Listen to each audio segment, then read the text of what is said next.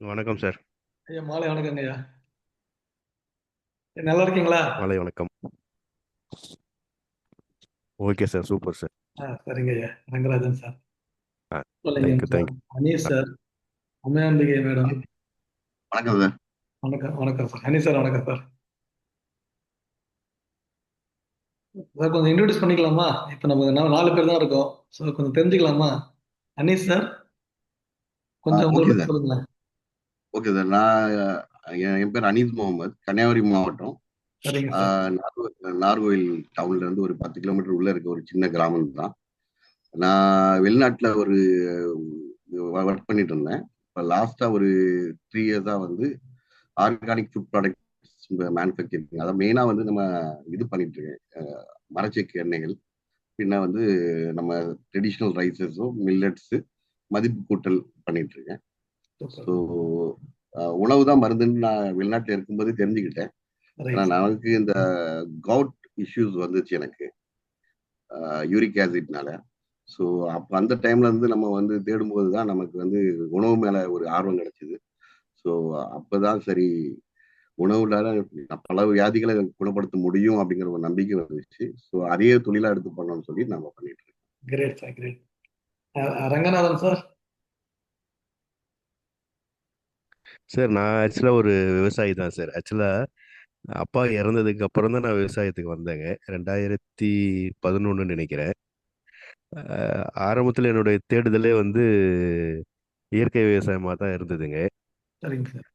அது ஒன்று ஒன்றா தேட தேட அதனுடைய அருமை தெரிஞ்சு அதிலே இருக்கேன் சார் இப்போ.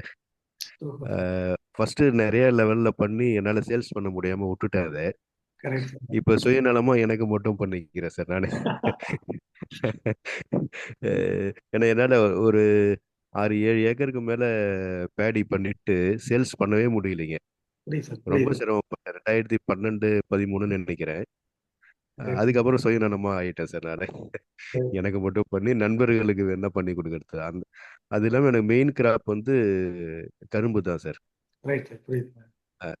அஹ், விவசாயத்துக்கு அஹ், தள்ளப்பட்டு வந்துட்டு சார். குலத்தொழில் எங்களுக்கு விவசாயம் தான். விவசாயம் பண்ற இடம் பண்ருட்டி பக்கம் சார் எனக்கு. சூப்பர் நான் சார். இருக்கிறது பாண்டிச்சேரிங்க sir. Okay okay sir, okay. Okay sir. Thank you, thank you. Umayambigai அம்மா உங்களுக்கு சொல்லுங்களம்மா. உமையாம்பிகை அம்மா. வணக்கம்ண்ணா, வணக்கம். உங்களை பத்தி கொஞ்சம் சொல்லுங்கம்மா. பீப்புள் வரட்டும், ஒரு 10-12 பேர் வரட்டும், அது வரைக்கும் தெரிஞ்சுப்போம். நெக்ஸ்ட் டைம் வரும்போது வேற பேர் தெரிஞ்சுக்கலாம் இல்லையா? அம்மா கொஞ்சம் அன்மியூட் பண்ணிட்டு பேசுங்கம்மா.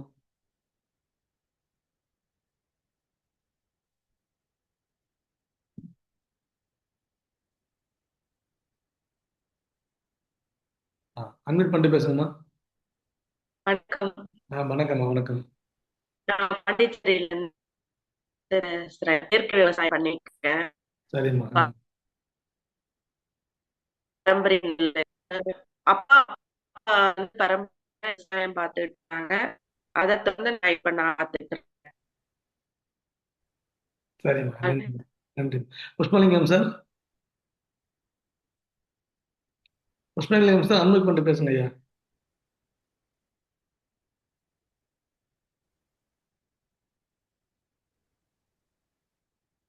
புஷ்பலிங்கம் சார், அன்மியூட் பண்ணிட்டு பேசுங்க.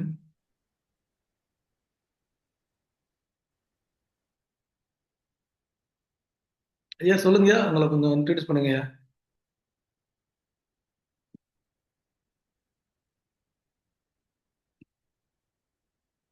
இல்லைங்களா? கார்த்திகேயன் சார்.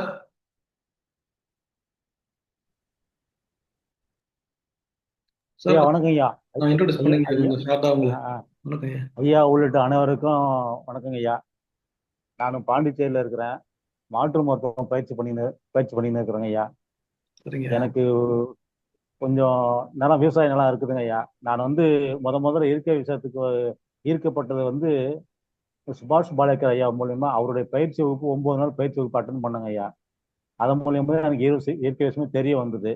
அதன் பிறகு நம்ம கூட இருக்கிற பாலா நண்பர்கள் எல்லாரையும் கேட்டு கேட்டு செய்வேன்.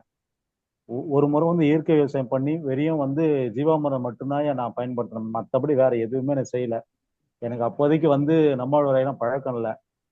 அந்த ஒரு முறை பயிர் செஞ்ச பிறகு அதன் பிறகு இயற்கை விவசாயம் நிறைய தேடல் வந்து அதன் பிறகு நம்மளோட ஐயா கூட நிறைய பேர் நண்பர் ஆனாங்க. ஓகே. அதன் பிறகு அதை ஃபாலோ பண்ணி இருக்கிறேங்க ஐயா. இதாங்க ஐயா என்னுடைய ஒரு சிறு குறிப்பு. சரிங்க ஐயா. கலாநிதி சார், ஐயா கொஞ்சம் உங்களை பத்தி ஷார்ட்டா சொல்லுங்க. அண்ணா வணக்கங்க. ஐயா அட்மிட் பண்ணிட்டு பேசுங்க.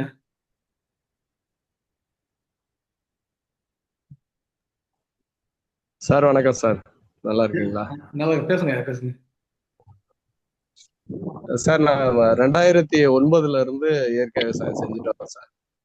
அப்பா வந்து எல்லா இடத்துலயும் போயிட்டு இயற்கை விவசாயம் சம்பந்தமான வகுப்புகள்ல கலந்துக்கின்னு நிறைய விஷயங்களை தெரிஞ்சுட்டு வந்துட்டு இயற்கையில நம்ம செய்யணும் அப்படின்ற ஒரு ஆர்வம் இருந்தது. அப்பா கூட பயணிச்சுட்டு இருந்தோம். நான் வந்துட்டு கவர்மெண்ட்ல ஒர்க் பண்ணிட்டு இருந்தேன். அப்பெல்லாம் எனக்கு சேலரி பிரச்சனை அப்படின்னு வந்ததுக்கு அப்புறம் மறுபடியும் இயற்கை விவசாயத்துக்கு திரும்ப வேண்டியதா இருந்தது. அதுல அப்பா கூட சேர்ந்து இயற்கை விவசாயம் செஞ்சு கிட்டத்தட்ட ஒரு 13 ஆண்டுகளுக்கு மேல சார் இயற்கை விவசாயம் தான் செஞ்சுட்டு இருக்கிறோம். இதுல பாத்தீங்கன்னாக்கா நான் வெளியில போயிட்டு அதிகமா வந்து வகுப்புகள்ல தெரிஞ்சுக்கிறது கிடையாதுங்க. இடைப்பட்ட கொஞ்சம் காலத்துல தெரிஞ்சுக்கின்னு அதை நடைமுறைப்படுத்தி இயற்கை விவசாயத்துல ஒரு மதிப்பு கூட்டி பொருளை சேல்ஸ் பண்றதும், மற்றபடி குழுக்களா அமைஞ்சு சில விவசாயிகளை ஒன்றிணைச்சு அவங்களுக்கும் அந்த ஆலோசனைகளை கொடுத்து உங்ககிட்ட நிறைய ஆலோசனைகளையும் பெற்று அதை நான் மற்றவங்க கிட்ட சொல்றது எனக்கு மிகுந்த சந்தோஷமா இருக்குதுங்க ஐயா. ஐயா உங்க புத்தகத்தை பத்தி சொல்லுங்க. நீங்க புத்தகம் எழுதிருக்கீங்களா, அதை பத்தி சொல்லுங்க. ஆமாங்க, அது உங்களுடைய ஒரு தூண்டுதல் தாங்க ஐயா சொல்லணும். ஏன்னா இந்த விஷயத்த எப்படியாவது நம்ம மத்த ஃபார்மருக்கும் கொண்டுட்டு போகணும், இது நம்மளோட நிக்க கூடாதுன்றதுனால எப்பயுமே நான் என்ன பண்ணுவேன்னா எனக்கு தெரிஞ்ச விஷயத்த நான் பிறர்கிட்ட இருந்து ஒரு விஷயத்த கத்துக்கணும்னா அடுத்தவங்க கிட்ட அதை பரிமாறணும்னு நினைப்பேங்க. அப்படி இருந்து தாங்க புத்தகம் எழுதணும்ன்ற ஒரு ஆர்வம் எனக்கு தூண்டுச்சு. அந்த புத்தகத்தையும் நான் வந்துட்டு ஃபர்ஸ்ட் இருந்ததுல சிலது வெளியில இருந்து டவுன்லோட், அதாவது தெரிஞ்சு அதை வந்து ரெடி பண்ணி தாங்க ஐயா ஒரு 150 பாரம்பரிய ரகங்களை எடுத்து அதுல கிரியேட்டிவ் நெல் காப்போம்ன்ற உங்களுடைய பேஜையும் இணைச்சு ஒரு புத்தகமா ரெடி பண்ணி நிறைய ஃபார்மருக்கு அதை கொடுத்துருக்குறாங்க. அவங்களும் அதை வாங்கி பயன்பட்டு இருக்கிறாங்க. அது இல்லாம அதுக்கு அடுத்தபடியா அடுத்த ஒரு புத்தகத்தையும் ரெடி பண்ணி அதுல நிறைய விஷயத்த நானே வந்து எழுதி அதை உங்களுக்கு வந்துட்டு அனுப்பியும் இருக்கிறேன். இன்னும் அதனுடைய முழுமை பெறாம இருக்குதுங்க ஐயா, அதாவது புத்தகமா வெளியிடாம இருக்கிறேன். அதையும் ரெடி பண்ணி அனுப்பிடணுங்க ஐயா. கண்டிப்பாங்க, அது உங்களுடைய முழு ஒத்துழைப்போட செய்வங்க ஐயா. கண்டிப்பா செய்வங்க. அப்போ சொல்லுங்க ஐயா. ஐயா வணக்கங்க. வணக்கம், சொல்லுங்க. நம்ம ஊர் பார்த்தீங்கன்னா செஞ்சி பக்கம் சின்னகர கிராமம்.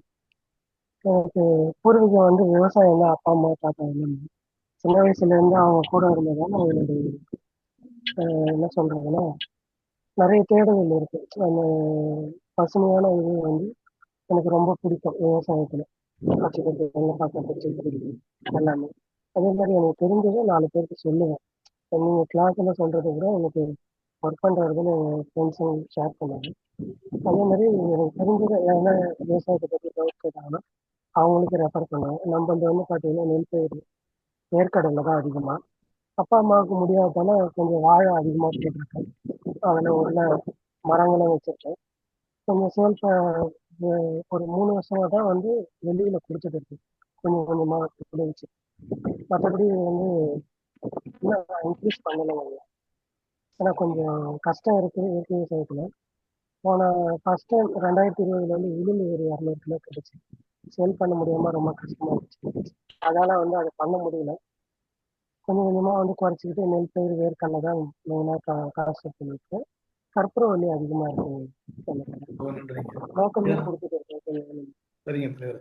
இந்த தடவை நம்ம டைம் இருக்கும்போது வந்து புசலிங்கம் சார்ட்ட பேசியிருக்கோம், ரங்கராமன் சார் பேசியிருக்கோம், கலாநிதி சார்ட்ட பேசியிருக்கோம், அப்புறம் வந்து உண்மையாமிகை அம்மாட்ட பேசியிருக்கோம், அனீஸ் சார் பேசியிருக்காங்க. ஸோ நம்ம வந்து தோட்டத்துக்கு வந்து அம்மா அப்பா கண்டிப்பா கண்டிப்பா கண்டிப்பா கார்த்திகன் சார் பேசியிருக்காங்க. ஸோ ஒரு 5-6 பேர் நம்ம இன்ட்ரடியூஸ் ஆயிருக்கோம். கிளாஸ் போகலாங்க, செஷன்ஸ் போகலாம். சரிங்களா புஷ்பலிங்கம் சார்? ஓகே ஓகே, நன்றி சார், நன்றி. சார் இப்போ வந்து இன்னைக்கு நம்ம வந்து ஒரு முக்கியமான ஒரு ஒரு இதுலயுமே நம்ம வந்து ஒரு விஷயத்த பாரம்பரிய நெல் சம்பந்தமான ஒரு முக்கியமான ஒரு மரபு இது ஏதாச்சும் தவறப்பட்டிருக்கா, இப்ப தவறி இருக்கான்றதான் நம்ம வந்து பார்த்துட்டு இருக்கோம். அதுல வந்து இது ஒரு தனி செக்மெண்ட், தனி ஒரு இது.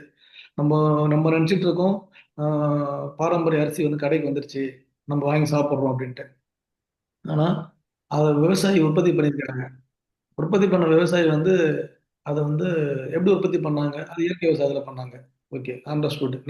நமக்கு தெரிஞ்ச விவசாயிகள் தான் 8 வருஷமா 10 வருஷமா பண்ணிட்டு இருக்காங்க. அதனால வந்து நம்ம வந்து அவங்களை நம்பி நம்ம வாங்கி சாப்பிடுறோம் இயற்கை விவசாயம். அப்போ நம்ம வந்து நஞ்சில்லா உணவுன்ற சப்ஜெக்ட்ல தான் அதை நம்ம பார்க்குறோம். நஞ்சில்லா உணவுன்னா செயற்கை ரசாயனங்கள் போடாத பஞ்சகாவியா, ஜீவாமிர்தம், மீன் அமிலம், இந்த மாதிரி மூலிகை பூச்சி விரட்டிகள், இந்த மாதிரி இயற்கை இழுபொருட்களை பயன்படுத்தி சாகுபடி பண்ணப்பட்டதை வச்சுதான் நம்ம வந்து இயற்கை விவசாயம்ன்ற ஒரு விஷயத்த நம்ம பார்க்கிறோம். ஆனா பாரம்பரிய விவசாய முறை அப்படின்னு சொல்றோம் பார்த்தீங்களா, அது ரொம்ப ரொம்ப முக்கியம். பாரம்பரிய விவசாய முறையில இயற்கை விவசாயம்ன்றது ஒரு அங்கம் மட்டும்தான், அதுவே முழுசு கிடையாது, அது ஒரு அங்கம். அந்த நெல் வளர்ச்சியில, அந்த அந்த தாவர வளர்ச்சியில அது வந்து செயற்கை ரசாயனங்கள் இல்லாம இயற்கையான இடுபொருட்களை கொடுக்கப்படணும். அதே நேரத்துல அந்த கெமிக்கல்ஸ், உயிர்கொல்லி, களைக்கொல்லி, பூச்சிக்கொல்லி இது போன்ற வந்து ஒரு ரசாயன கொல்லிகள் இல்லாம பூச்சி விரட்டிகளை பயன்படுத்தி அது வளர்க்கப்படணும். இது இது மட்டும்தான் இயற்கை விவசாயம்னு சொல்றோம் விஷயம். அது வந்து ஒரு அங்கம், அவ்வளவுதான். ஆனா ஒட்டுமொத்த தாவர வளர்ச்சியில பாத்தீங்கன்னா அடிப்படையில நிறைய காரணிகள் இருக்கு ஐயா. நம்ம விதையில இருந்து பேசணும் இல்லையா, விதை முளைப்பு, மன அழுத்தம் அது ஒரு காரணி. ஜெர்மினேஷன் ஸ்ட்ரெஸ்ஸுக்கு இல்லாம அது உருவாக்கப்படுறது ஒரு காரணி. அதுக்கு அடுத்த கட்டமா பார்த்தோம்னா பாரம்பரிய நெல் சாகுபடி முறையில நாற்று பறித்து நடப்பட்ட முறை, நேரடி விதைப்பு முறை. இது ரெண்டு தான் இப்ப நம்ம வந்து முக்கியமான ஒரு டிஸ்கஷனுக்குள்ள போறோம். நாற்று பறித்து நடுறாங்க, இல்ல நேரடி விதைப்பு பண்றாங்க. இப்போ ஒரு நெல்லை அந்த விவசாயி நாற்று பறித்து, நாற்று விட்டு, நாற்று பறித்து நடவு செஞ்சு சாகுபடி பண்ணி அரிசியாக்கி நம்மளை கொடுத்துருக்காரா, இல்ல நேரடி விதைப்புல கொடுத்துருக்காரான்ற கேள்வி யார் கேட்கறாங்க ஐயா? இந்த கேள்வி யாருக்காவது கேட்பாங்களா? யாரும் கேட்கவும் மாட்டாங்க. அந்த கேள்விக்குள்ளேயே போகவும் மாட்டாங்க. நுகர்வோரும் போக மாட்டாங்க. எதுவும் அவங்களுக்கு தேவை ஒரு பாரம்பரிய அரிசி, மாப்பிள சம்பா கிடைச்சிச்சு, ஓகே, மாப்பிள சம்பா சாப்பிடும். பூங்கால் கிடைச்சிச்சு, இப்போ வந்து ஒரு கருங்குருவை கிடைச்சிச்சு, இப்போ வந்து இலப்பைப்பு சம்பா கிடைச்சிருச்சு.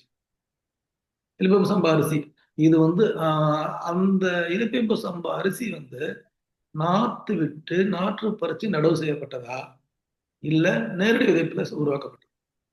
இதெல்லாம் வந்து நுணுக்கமா நம்ம வந்து கொண்டு போக வேண்டிய விஷயம், மைண்ட் லெவல். பாரம்பரிய நெல் சாகுபடி, பாரம்பரிய நெல், பாரம்பரிய அரிசி, இதை பத்திலாம் நம்ம பேசும்பொழுது ஒரு ஒரு காலகட்டமும் ஒரு ஒரு நுணுக்கமான மரபு சாகுபடி முறைகளும் கண்டிப்பா கடைபிடிக்கப்பட்டே ஆகணும்.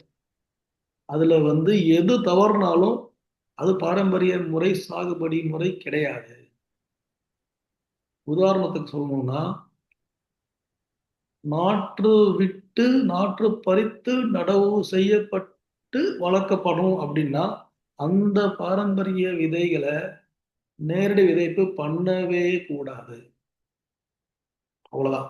இது வந்து கண்டிஷன் தான், இது ஆர்டர். அப்படிதான். அவங்க வந்து தண்ணி பற்றாக்குறை இருக்கு, அது பண்ணுது, அது ஆள் பற்றாக்குறை, அதெல்லாம் அந்த கதையே ஸ்டோரியே நமக்கு தேவையில்லை. பாரம்பரிய விவசாயம் சொல்லி ஹோலிஸ்டிக்கா, மனப்பூர்வமா, ஆத்மார்த்தமா ஒரு விவசாயி பண்ண வந்திருக்காருன்னா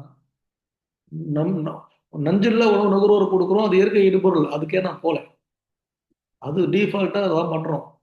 ஆனா அந்த விவசாய முறை இருக்கு பார்த்தீங்களா, அந்த பாரம்பரிய சிஸ்டம், ட்ரெடிஷனல் சிஸ்டம், அதை அவர் தெரிஞ்சுக்கிட்டு ஃபாலோ பண்றாரா, இல்ல நேரடி விதைப்பு போட்டு அரிசி வைக்கிறாரா, வளர்த்துறாரா? அது மிக ரொம்ப துல்லியமா நம்ம மைண்ட்ல தெரிஞ்சுக்க வேண்டிய ஒரு விஷயம் இது.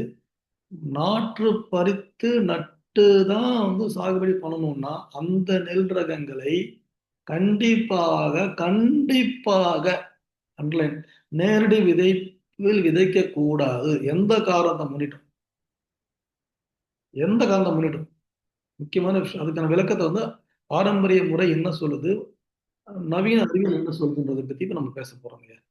இது இது வந்து இது பார்த்தீங்கன்னா வந்து ஒரு விகடன்ல பப்ளிகேஷன் வந்தது 2024.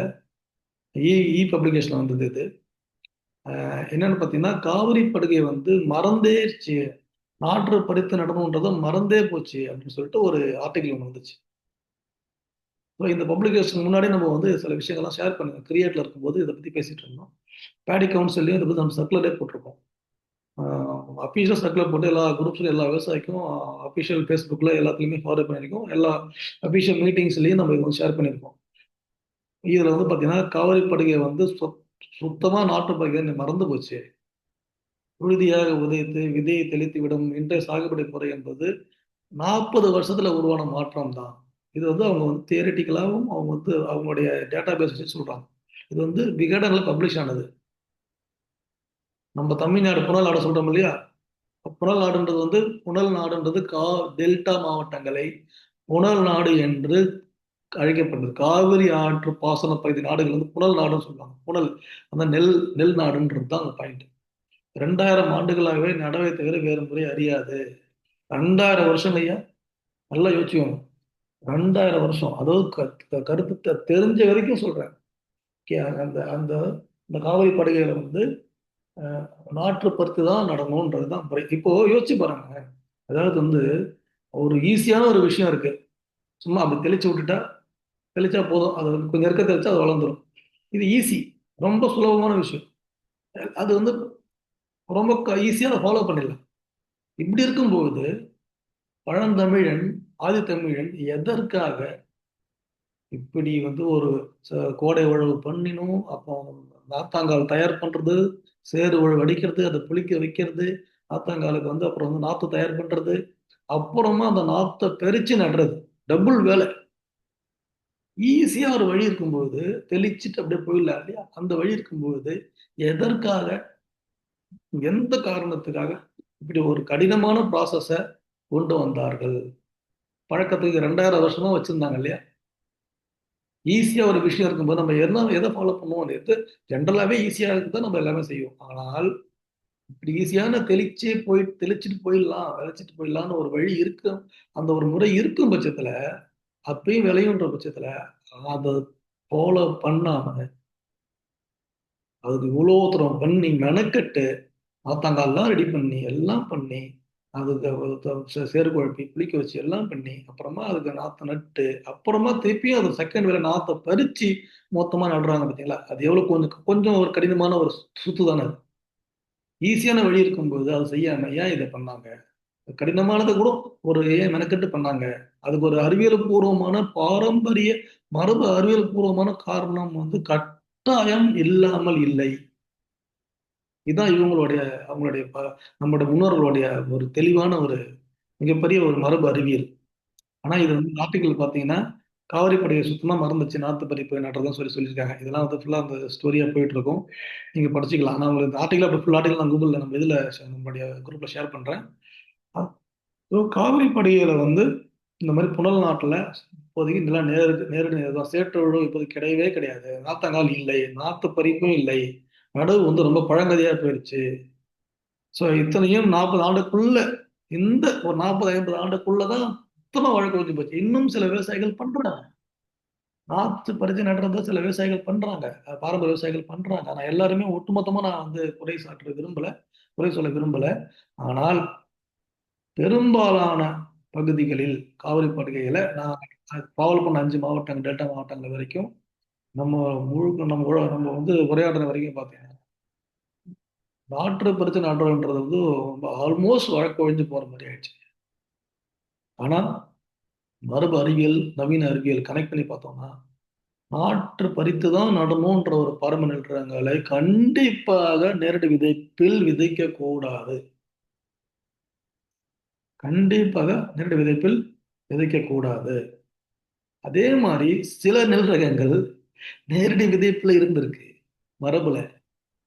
அந்த நெல் ரகங்கள் பாரம்பரிய நெல் ரகங்களை நாற்று பறித்து நடக்கணும், நாட்டை விட படிக்கக்கூடாது. ஸோ இது மாதிரி கான்ஃபிளிக்ட் நிறைய இருக்கு. இந்த நாற்று பறித்து தான் நடணும்ன்ற நேரடி விதைப்பு பண்ணக்கூடாது.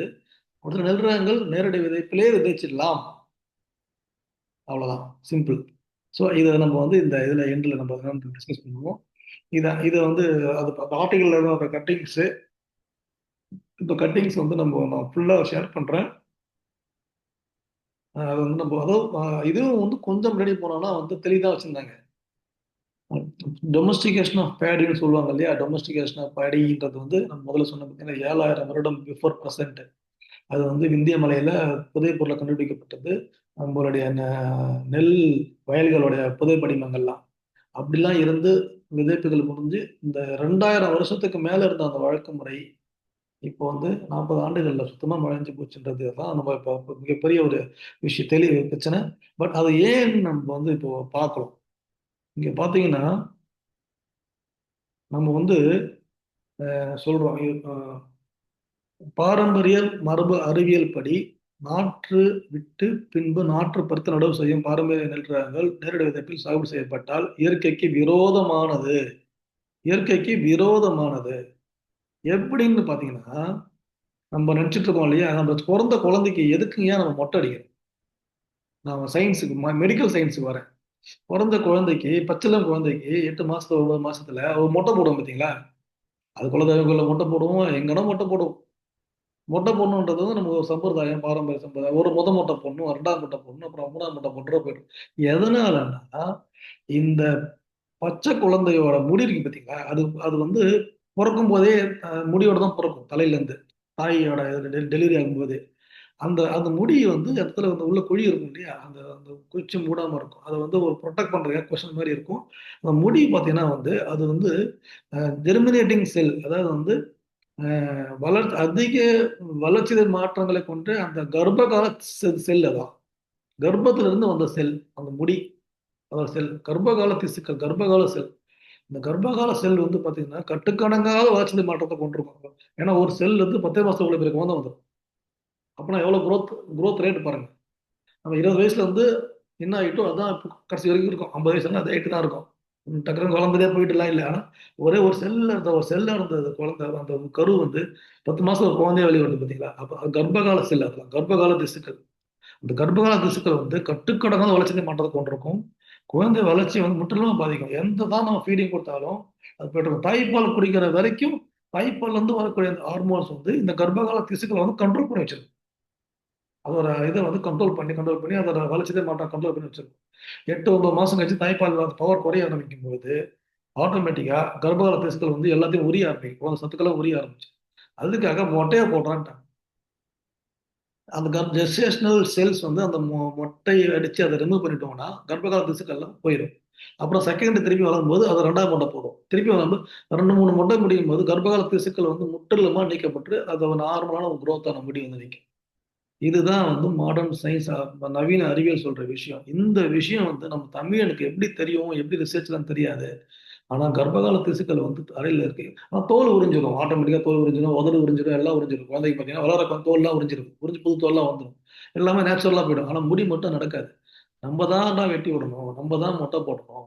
கர்ப்பகால திசுக்கள் ரிமூவ் பண்ணா மட்டும்தான் அந்த முழுமையான வளர்ச்சிதை மாற்றங்கள் வந்து போகும். பல்லு வந்து முளைச்சிடும், எல்லாமே நேச்சுரலா நடக்கும். ஆனா முடி மட்டும் நம்ம தான் எடுத்தாகணும்.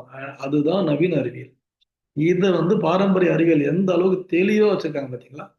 யோசிக்கவே முடியாத விஷயம் அது. அந்த மாதிரி குழந்தைக்கு மொட்டை போட்டு அந்த கர்ப்பகால திசுக்களை ரிமூவ் பண்ணி அதோட வளர்ச்சிதை மாற்றத்தை கண்ட்ரோல் பண்ணி புதுசா அந்த இதை வளர்க்குற மாதிரி பாரம்பரிய நெல் சாகுபடி முறையில மரபு அறிவியல் வந்து நாற்றுப்படுத்த நடும் நிகழ்வு வந்து அதுக்கான ஒத்த நிகழ்வாக கருதப்படுது. அதான் இங்க விஷயம். எப்படின்னு பார்த்தீங்கன்னா அந்த நெல் வந்து ஜெர்மினேட் ஆகி முதல்ல முளைக்கும் போது அது முதல் முளைப்பு இருக்கு பார்த்தீங்களா? அது வந்து ஷூட் ஏபிக்கல் மெரிஸ்டம் சொல்லுவாங்க. அது முதல் முளைப்பு. அதுல வந்து அதுக்கு அந்த நுனியில பார்த்தீங்கன்னா ஒரு மாதிரி இது மாதிரி இருக்கும். அந்த முதல் முளைப்புல வந்து வந்து ஒரு 2ஆம் முளைப்பு 3ஆம் முளைப்புன்னு இப்படி வந்து நிற்கும். அதுல ஒரு தொப்பி மாதிரி ஒன்று அந்த வெள்ளைக்காரன் போட்டுருவாங்க பார்த்தீங்களா? இந்த குல்லா மாதிரி இந்த குல்லா மாதிரி போட்டுருவாங்க பார்த்தா வெள்ளைக்காரங்க போட்டுருவாங்க பாருங்க, வெள்ளைக்கார துறையெல்லாம் அந்த குல்லா மாதிரி ஒரு அமைப்பு இருக்கும். அதுதான் வந்து சூலியோட்டைன்னு சொல்லக்கூடியது. அந்த தொப்பி போன்ற அமைப்பு வந்து அது வந்து கர்ப்பகால செல், நெல்லுடைய கர்ப்பகால செல். அதாங்க விஷயம். முளைச்சு வெளியே வந்தீங்களா? அது வந்து அது ஜெஸ்டேஷனல் செல்லோட கட்டமைப்பு.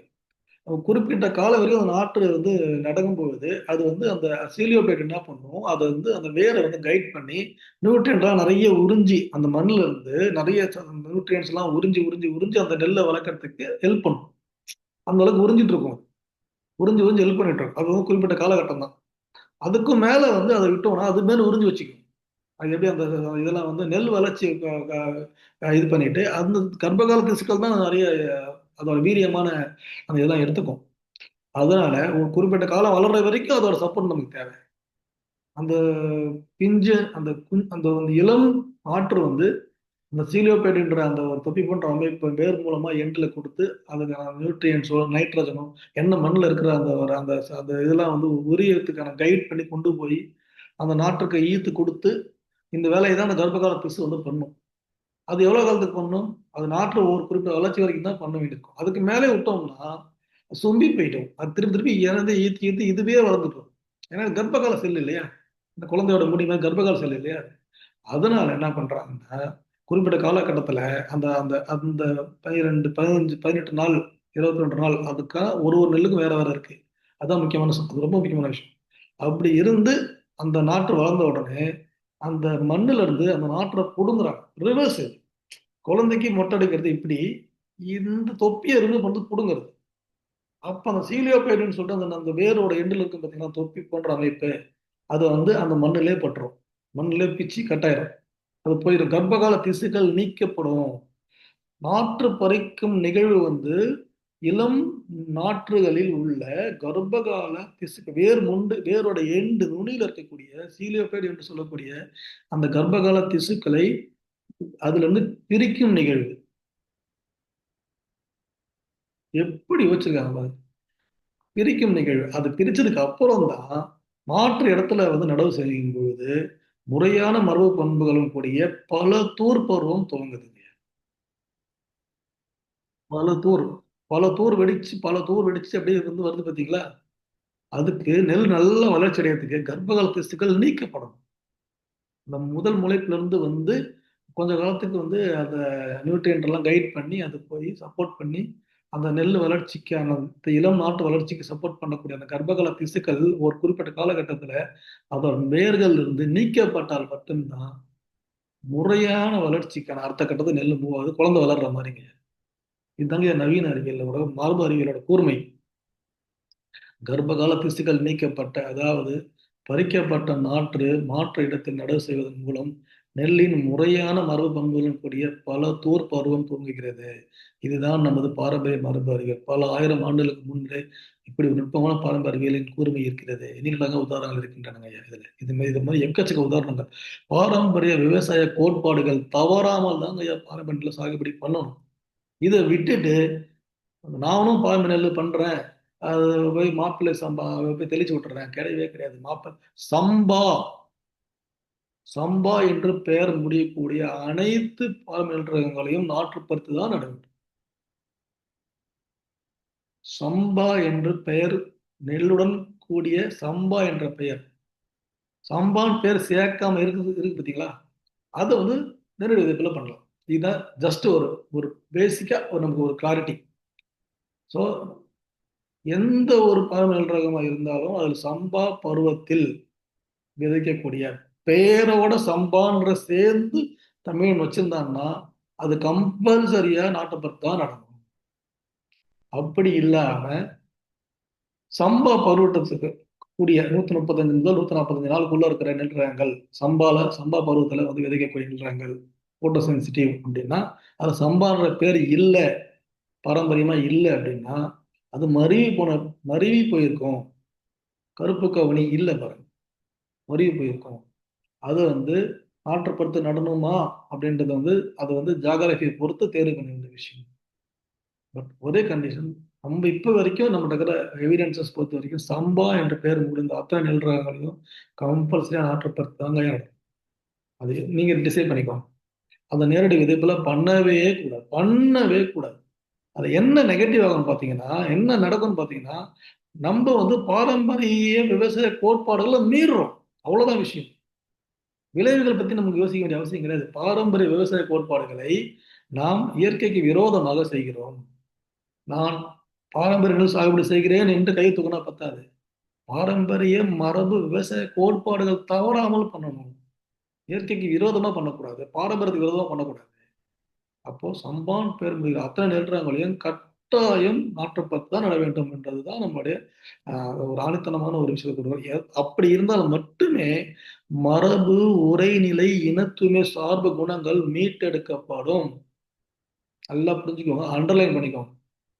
அந்த பாரம்பரிய நெல் ரகங்கள்ல இருக்கிற மரபு, உரைநிலை, இனத்தூய்மை, சார்பு, மருத்துவ குணங்கள் அந்த நெல்லுல மீட்டெடுக்கப்பட்ட அந்த அரிசியில வந்து அது வந்து போய் தங்கி உருவாக்கப்படும். ஆற்று பறிக்காம நேரடி விதைச்சா சீலியோபேட் ரிமூவ் பண்ணலன்னா கர்ப்பகால திசுக்கள் தான் எல்லாத்தையும் உறிஞ்சிட்டு இருக்கும். நெல்லை முறையா வந்து முறையான ஒரு வளர்ச்சிக்கு விடாது. அப்ப அது முறையான ஒரு வளர்ச்சி மாற்றத்துக்கு போகாது. அதுக்கு விதிக்கப்பட்ட அந்த உயிராற்றல் மூலக்கூறுகளை வந்து கிரகிச்சு அதை வந்து அதை வந்து அதுக்கு மாலைகள் உருவாக்கணும்னா அதில் முடியாது. வேற வேற டிஸ்டர்பன்ஸ்லோ அதோட மெட்டபாலிசமையும் அதோட வளர்ச்சி மாற்றமே மாற்றப்படும். அதனால பாரம்பரிய நெல் ரகங்களை மரபு உரநிலை குணங்கள், இனத்தூய்மை, சார்பு குணங்கள் முழுவதும் மீட்டெடுக்கப்பட்டு அதுக்கான வெளிப்பாடு வர வேண்டும்னா நாட்டுப்பற்று நட வேண்டும் என்று இருக்கக்கூடிய நெல் ரகங்களை கட்டாயம் அந்த முறையில் தான் பண்ண வேண்டும். இதுல மாற்று கருத்தே கிடையாதுன்றது வந்து நம்ம வந்து எல்லாரும் கொஞ்சம் புரிஞ்சுக்கணும் ஐயா. இது ஒரு விஷயம். அடுத்தது கர்ப்பகால திசுக்கள் நீக்கப்பட்ட பறிக்கப்பட்ட மாற்று இடத்தில் நடவு செய்வது மொழிதான் வந்து ஹைலைட்டான பாயிண்ட். நெல்லின் முறையான மரபு பண்புகளும் கூடிய பல தூர் வளர்ச்சி பெறும், அப்பதான் துவங்குதுங்க ஐயா. இதுதான் வந்து பாரம்பரிய மரபு அறிவியல், மிகவும் கூர்மையான பாரம்பரிய மரபு அறிவியல். ஸோ பாரம்பரிய நெல் சாகுபடி முறையில் நாட்டுப்பற்று நடும் நிகழ்வு மிக மிக மிக முக்கிய பங்காற்றுகிறது என்பதை நாம் கண்டிப்பாக மனதில் கருத்தில் கொள்ள வேண்டும் என்று கூறி இன்றைய ஒரு நம்மளுடைய நிகழ்ச்சியை வந்து நம்ம வந்து நிறைவு செய்யறோங்க ஐயா. மிக்க நன்றிங்கய்யா. நீங்க என்னாச்சும் டவுட்ஸ்னா என்ன வந்து நம்ம இது மைண்ட்ல வச்சுக்கோங்க. நம்ம வந்து நம்ம நினைச்சிட்டு இருக்கோம் பாரம்பரிய சாகுபடி, பாரம்பரிய அரிசி, மருத்துவ குணங்கள் அதெல்லாம் ஒரு மேலோட்டமான கருத்துக்கள் தாங்க. இயற்கை விவசாய முறையில் பண்றேன், தாராளமா பண்ணுங்க, தப்பு கிடையாது. ஆனா பாரம்பரிய மரபு விவசாய கோட்பாடுகள் மீறப்படவே கூடாதுங்க. அது ரொம்ப ரொம்ப முக்கியம். அடிப்படையில இருக்கிற விஷயம் இதெல்லாம். இதை நம்ம வந்து தெள்ள தெளிவா இதை வந்து நம்மளுடைய இயற்கை விவசாயிகளுக்கு வந்து கொண்டு போகணும். அதே மாதிரி நம்ம நம்பி வாங்குறாங்களே ஒரு நுகர்வோர்கள், அது இலுப்பைப்பு சம்பா நம்பி வாங்குறாருன்னா அது இலுப்பைப்பு சம்பா வந்து அது இயற்கை விவசாய முறையில் தான் சாகுபடி செய்யப்பட்டது. ஆனா நாட்டுப்பற்று நடப்பட்டதா இல்லை நேரடி விதைப்பு உருவாக்கப்பட்டதா கொஸ்டின் தான். கேள்வி நிற்குங்க பெருசு. அதனால அவங்களை வந்து வேண்டி விரும்பி கேட்டுக்கிறேன், இந்த விஷயத்த வந்து மனசுல வச்சுக்கோங்க. பாரம்பரிய சாகுபடி முறைன்றது ஒரு சாதாரண விஷயம் கிடையாது. அது ஒரு மிகப்பெரிய ரகசியம், பொக்கிஷம். நம்ம அதை வந்து எதிர்கால தலைமுறைக்கு முறையாக கடத்தணும் ஐயா என்று கூறி, நோயில்லா தலைமுறை, ஆரோக்கியமான தலைமுறை இனியாவது பிறக்கட்டும் என்று கூறி வந்து இந்த இதை விடைபெறுகிறேங்க ஐயா. மிக்க மகிழ்ச்சிங்க. ஏதாவது பேசணுமாங்க ஐயா? நம்ம க்ளோஸ் பண்ணிக்கலாமாங்க ஐயா? ஐயா ஒரே ஒரு கேள்வி ஐயா சொல்லுங்க. ட்ரேவில் நாற்று விடுறதுக்கும் லேண்டில் சாதாரணமாக விடுறதுக்கும் என்ன வித்தியாசம் இருக்குங்களா ஐயா? கண்டிப்பா இருக்குங்க ஐயா, கண்டிப்பா இருக்கு. அதாவது நம்ம சொல்றோம் இல்லையா, டெஸ்ட் டியூப் பேபிக்கும் முறையான குழந்தை பிறக்க வித்தியாசம் இருக்குல்லங்கய்யா. ஆமா ஆமா, இதுதான் முக்கியம் ஐயா. அதாவது சீலியோப்டைடுன்றது தாங்க ஐயா அந்த அந்த ஒரு தொப்பி போன்ற அமைப்பு. சூடெபிக்கல் மெரிஸ்டம் சொல்லக்கூடிய முதல் முளைப்பு, இரண்டாம் முளைப்பு, மூன்றாம் முளைப்புல தொப்பி போன்ற அமைப்பு இருந்துதான் அந்த நெல் வளர்ச்சியை கைட் பண்ணும். அது வந்து மண்ணில் இருந்து அந்த ஊட்டச்சத்துக்கள் எல்லாம் வந்து உறிஞ்சு நெல் கொடுக்கும். அது கர்ப்பகால திசு ரொம்ப வீரியமானது. அது குறிப்பிட்ட வளர்ச்சி போறதுக்கு அப்புறம் அதை ரிமூவ் பண்ணி ஆகும். அதுதான் வந்து ஜெனட்டிக் கோடிங்கா மாறும். அதனால நல்லா சேறு குழப்பி புளிக்க வச்சு நாற்று விட்டு நடக்கூடிய விஷயத்த வந்து நம்ம இஷ்டத்துக்கு நம்ம மாத்திட்டு இருக்கோம். பாரம்பரிய நெல் சாகுபடி முறைன்னு சொன்னாலே கண்டிப்பா சம்பா பருவத்துல நாட்டுப்பற்று தான் நம்ம. ஓகே ஓகே, நன்றி நன்றி. சரிங்க, ஏதாவது டவுட்னா நம்ம வந்து நீங்க அங்க இதுல போடுங்க, நம்மளோட வாய்ஸ் மெசேஜ் போடுங்க, நம்ம டிஸ்கஸ் பண்ணாங்க. நெல்டியில வந்து ஒரு 3 வாரம் அப்லோட் பண்ணாம இருக்கேன், இப்போ அப்லோட் பண்ணிட்டு இருக்கோம். நீங்க க்ளோஸ் பண்ணிக்கலாமா ஐயா? எல்லா முயற்சி எடுக்கிறோம். பாரம்பரிய நெல் ரகங்களை வந்து முறையான தளத்தை கொண்டு போறதுக்கு நம்ம ஒரு சின்ன சின்ன விஷயங்கள் நுணுக்கமா கவனிச்சு முயற்சி எடுத்துட்டு இருக்கோம். அதுபடி எதிர்காலத்துல வந்து சாகுபடி முறை நடக்கணும்னு நம்ம நம்புறோம். க்ளோஸ் பண்ணிட்டோமா ஐயா? ஓகே ஐயா, ஓகே ஐயா, நன்றி நன்றி, அனைவருக்கும் நன்றி. நன்றி நன்றி சார். நன்றி. தேங்க்யூ. நன்றிங்க.